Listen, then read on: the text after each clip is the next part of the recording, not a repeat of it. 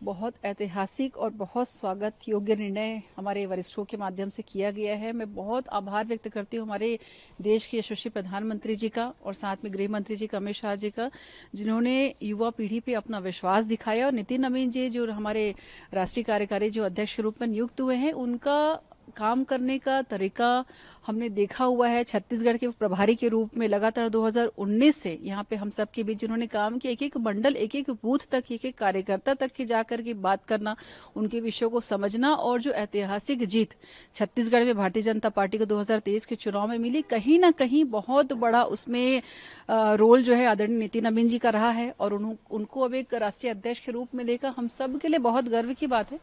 देखिए, नितिन नवीन जी का आप अनुभव देखेंगे, 4 से 5 बार लगातार विधायक के रूप में अपने आप को साबित करना। उसके अलावा जब वो सिक्किम के प्रभारी थे, सिक्किम में भी भाजपा का खाता खोला और बहुत अच्छी वहां पे भाजपा ने अपनी जीत दर्ज कराई थी सिक्किम में भी।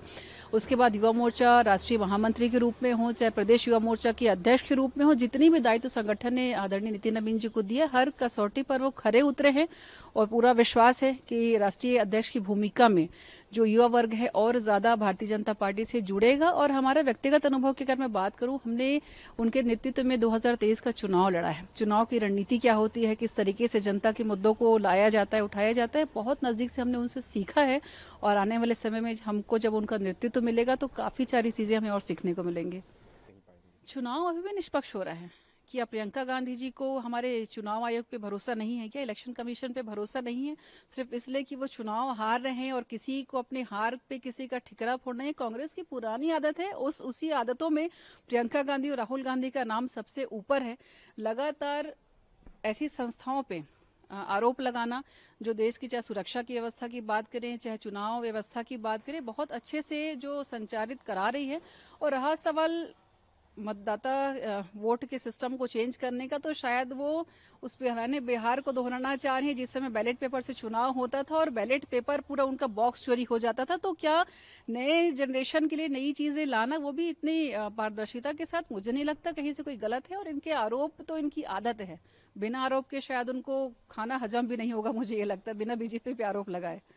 इसी तरह राहुल गांधी का एक बयान है जिसमें वो कह रहे हैं कि जो नियम कानून इलेक्शन कमिश्नर को प्रोटेक्ट करते हैं वो हम बदल देंगे और उनके नाम हम भूले नहीं है, याद रखेंगे।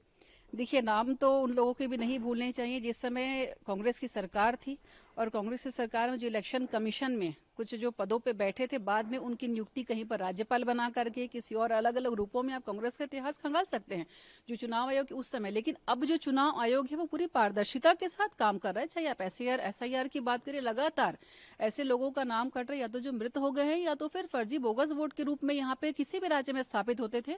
तो मुझे लगता है कि इसका जवाब तो एक बार हमारी जनता बिहार में दे चुकी है और आने वाले समय में फिर से बंगाल के लिए वो तैयारी कर ले। एक बहुत करारी हार टीएमसी को और कांग्रेस को बंगाल में भी मिलने वाली है।